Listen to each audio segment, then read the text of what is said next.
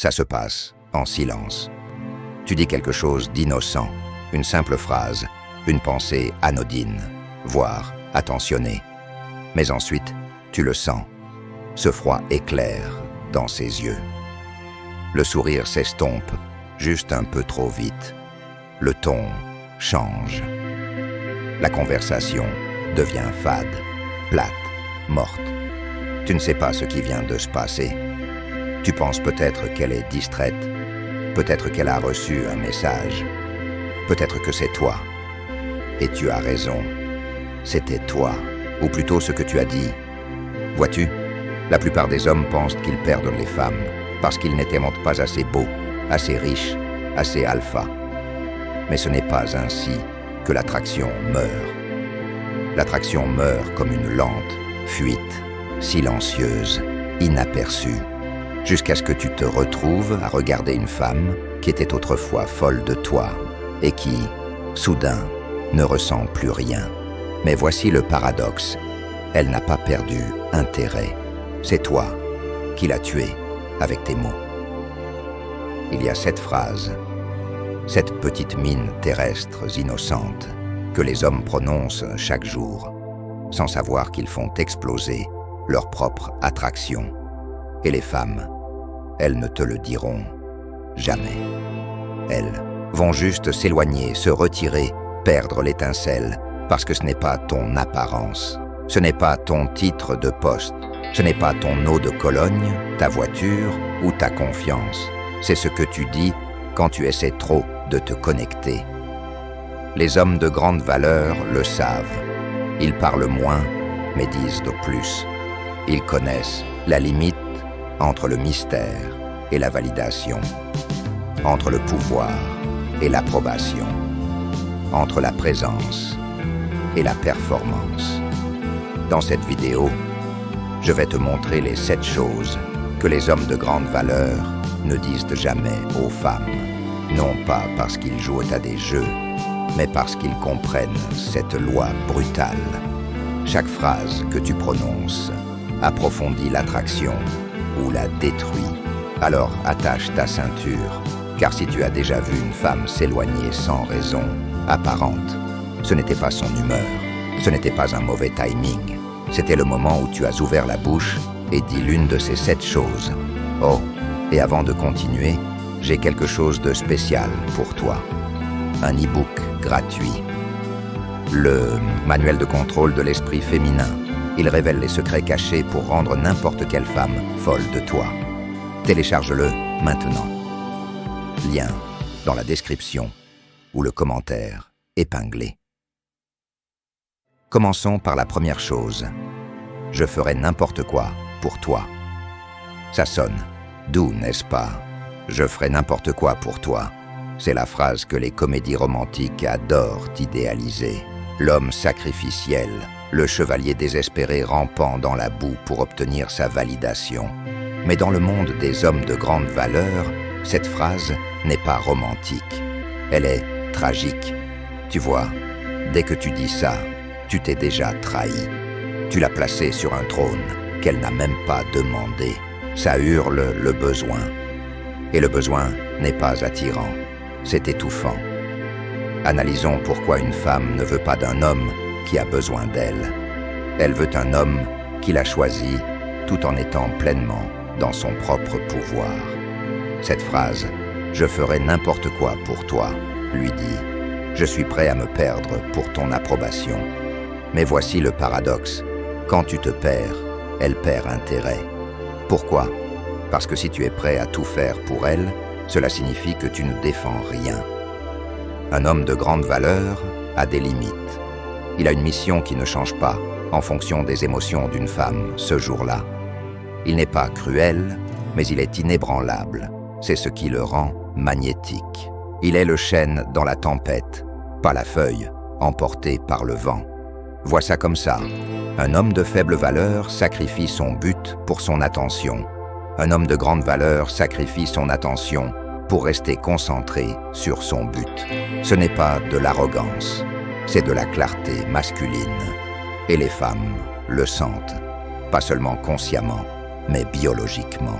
Au plus profond de leur tripes, Elles savent quel homme mourrait pour elles et quel homme est trop vivant dans son propre monde pour supplier. Alors, si tu es encore là à envoyer des textos comme « Je ferai n'importe quoi juste pour te rendre heureuse. Dis-moi juste ce dont tu as besoin. Je serai tout ce que tu veux. Fais une pause. Regarde-toi dans le miroir, parce que les hommes de grande valeur ne se transforment pas. Ils construisent, et ils ne disent du jamais, au grand jamais. Je ferai n'importe quoi pour toi, parce que la femme, qui est censée être là, ne lui demandera pas de se perdre pour la garder. Deuxième chose, tu es fâché contre moi? Ah oui, le classique mouvement du garçon nerveux. Quelque chose ne va pas. Peut-être qu'elle est un peu silencieuse. Peut-être qu'elle n'a pas répondu assez vite. Alors, que fais-tu? Tu envoies toi le message? Tu es fâché contre moi? Boum. Fin du jeu. Le cadre masculin vient de voler en éclats. Soyons brutalement honnêtes. Quand un homme de grande valeur sent une distance, il ne panique pas. Il observe. Il n'a pas besoin de réassurance constante parce qu'il sait déjà qui il est. Mais cette phrase « Tu es fâché contre moi » en dit plus que tu ne le penses. Elle dit « J'ai besoin de ton approbation émotionnelle pour me sentir stable. Tes humeurs contrôlent mon estime de soi. S'il te plaît, ne me quitte pas. Tu viens de lui donner le volant de ton identité. Maintenant, inversons la situation. Les hommes de grande valeur remarquent les changements. Oui, mais ils n'y réagissent pas émotionnellement. Ils ne supposent pas le pire. Et ils ne l'interrogent certainement pas émotionnellement, comme un enfant effrayé. Au lieu de cela, ils restent ancrés. Ils sont à l'aise avec la tension. Ils savent que tout n'a pas besoin d'être réparé et que tout n'a pas besoin de tourner autour d'eux. En fait, parfois, les femmes te testent avec le silence, exprès. Elles veulent voir si tu vas craquer, si tu vas supplier, si tu vas te faire plus petit, juste pour les apaiser. Et la plupart des hommes échouent au test. Ils se précipitent pour réparer, pour expliquer, pour s'excuser pour des péchés qu'ils n'ont même pas commis. Mais l'homme de grande valeur, lui, se penche en arrière. Il observe. Il laisse la tension faire son travail. Parce que tu sais, ce qui est plus puissant que de demander « Tu es fâché contre moi ?» Le silence. C'est vrai, rien ne déstabilise plus un test manipulateur que ta présence calme et inébranlable. Et rien n'attire plus rapidement une véritable énergie féminine qu'un homme qui ne craque pas. Alors la scène. La prochaine fois que tu sentiras cette envie de lui envoyer ce texto faible, demande-toi si tu es guidé par l'insécurité ou ancré dans la force. Parce que crois-moi, une femme ne tombe pas amoureuse de l'homme qui a besoin qu'on lui dise qu'elle n'est pas fâchée. Elle tombe amoureuse de l'homme qui n'a pas peur si elle l'est. Troisième chose, je ne suis pas comme les autres. Mecs, soyons clairs. Si tu dois dire que tu n'es pas comme les autres mecs, tu l'es. Le vrai pouvoir ne s'annonce pas. Il entre dans la pièce et se fait sentir. Mais quand tu dis « je ne suis pas comme les autres », tu ne l'impressionnes pas. Tu te défends préventivement. Tu essaies de devancer son jugement avant même qu'elle ne l'ait formulé. Tu sais ce que les femmes entendent quand tu dis ça. Elles entendent « s'il te plaît, crois que je suis différent. J'ai peur que tu penses que je suis basique.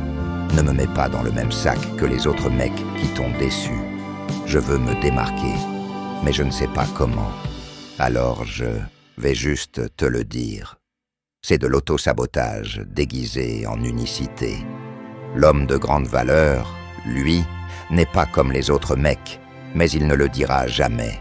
Il le montrera par sa présence, par sa retenue, par sa capacité à ne pas réagir, quand d'autres hommes s'effondreraient. Il le montre en s'éloignant du drame, des commérages, des situations où son intégrité est en jeu. Il laisse la réalité prouver qui il est, pas ses mots. Et le vrai paradoxe, c'est que les hommes qui disent « je ne suis pas comme les autres mecs » le sont généralement. Ils utilisent cette phrase parce qu'ils savent au fond d'eux qu'ils n'offrent rien d'autre de différent. Mais l'homme qui est vraiment rare n'a pas besoin de convaincre. Il est trop occupé à être l'exception. Alors, si cette phrase traîne près de tes doigts, prêts à texter, supprime-la. Parce que dès que tu essaies de prouver que tu es différent, tu as déjà montré que tu ne l'es pas. Quatrième chose, dis-moi ce que je dois faire pour te rendre heureuse. En apparence, cela peut sembler de l'empathie. Dis-moi ce que je dois faire pour te rendre heureuse. Ça sonne attentionné, doux, voire noble, mais gratte la surface. Et tu verras que ce n'est qu'un désespoir déguisé. Une subtile supplique de direction, d'approbation, et plus dangereusement, de contrôle de sa part. Voici la vérité brutale. Si tu attends qu'une femme te dise comment mener, tu as déjà perdu ton cadre masculin. Les hommes de grande valeur n'essaient pas de la rendre heureuse. Ils construisent une vie si pleine de force, de clarté et de but qu'elle devient heureuse juste en étant dans cette orbite. Quand tu lui demandes quoi faire, tu déplaces le poids du leadership sur ses épaules. Tu dis « Je ne fais pas confiance à ma propre boussole ». Tu la laisses diriger. Et crois-moi, elle dirigera pendant un moment, jusqu'à ce que la pression l'épuise, jusqu'à ce qu'elle réalise qu'elle n'est pas avec un homme. Elle garde un enfant. La vérité, c'est que les femmes ne veulent pas que tu leur demandes comment mener. Elles veulent se sentir en sécurité dans ton leadership. Et ce genre de confiance, ça ne vient pas d'essayer de plaire. Ça vient d'avoir une colonne vertébrale. Tu ne demandes pas « Que puis-je faire pour te rendre heureuse ?» Tu deviens le genre d'homme qui la rend heureuse en étant profondément enraciné dans ton propre pouvoir. Parfois, son bonheur n'est pas ton travail. Parfois, c'est sa tempête à traverser, mais elle ne se sentira jamais plus attirée par toi que lorsque tu resteras là, inébranlable, et que tu la laisseras être humaine sans laisser son chaos devenir ta boussole. Cinquième chose, je suis désolé que tu te sentes comme ça.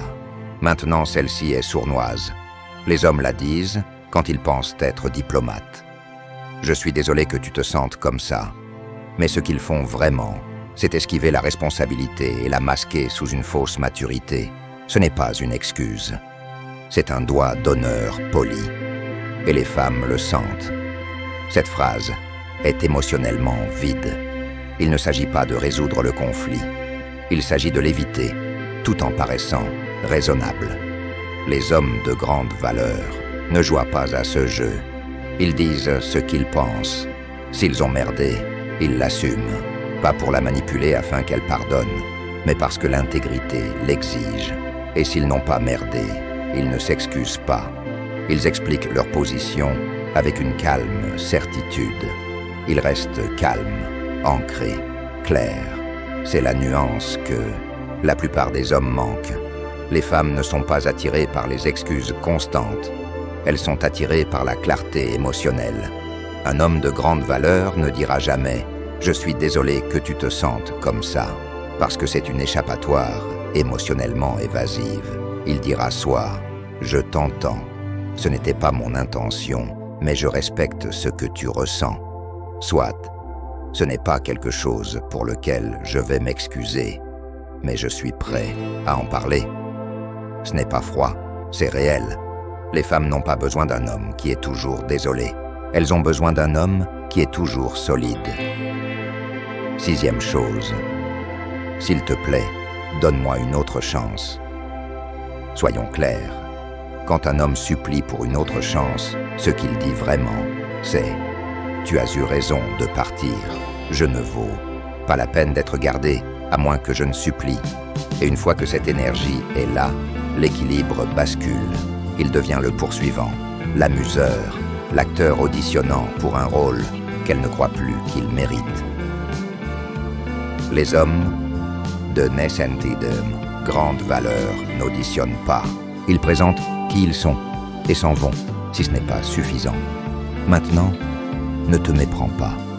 Grande valeur ne signifie pas froid. Ça ne signifie pas têtu. mais ça signifie digne.